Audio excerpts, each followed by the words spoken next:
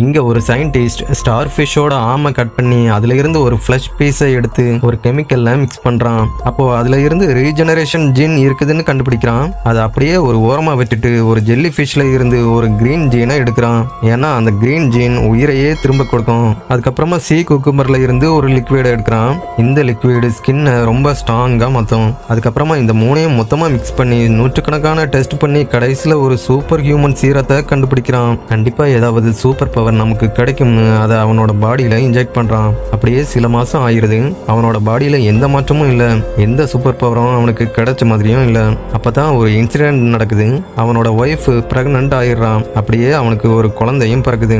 ஆனா அந்த குழந்தை கோபப்படும் போதெல்லாம் அவனோட ஸ்கின் கிரீன் கலர்ல மாறிடும்.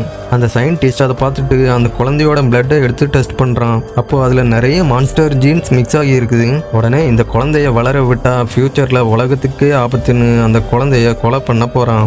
ஆனா மிஸ் ஆகி அவனோட ஒய்ஃபை தெரியாம கொண்டுறான். அப்படியே பல வருஷம் கழிச்சு அந்த குழந்தை வளர்ந்து பெரிய ஆளா ஆயிடுறான். அவனும் இப்போ ஒரு சயின்டிஸ்டா இருக்கான். ஒரு நாள் அவனோட கோ ஒர்க்கர் ஒருத்தன் காமா டிவைஸை ஃபிக்ஸ் பண்ணிட்டு இருக்கான். அப்போ தெரியாம ஒரு ஷார்ட் சர்க்கியூட் ஆயிருது. சடனா அப்போ அந்த மிஷினும் ஆன் ஆயிருது. அப்ப ஒரு ஸ்ட்ராங் ரேடியேஷன் அந்த சயின்டிஸ்ட் மேல பாயுது.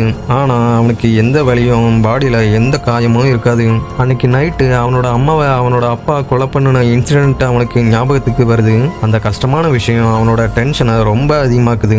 அடுத்த செகண்டே அவனோட பாடி முழுக்க வெடிக்க ஆரம்பிச்சு அவனோட தோற்றம் முழுக்க மாறி ஒரு பயங்கரமான மிருகம் மாதிரி மாறிடுறான். அவனைத்தான் அதுக்கப்புறம் ஹல்க்குன்னு எல்லாரும் கூப்பிட ஆரம்பிச்சாங்க.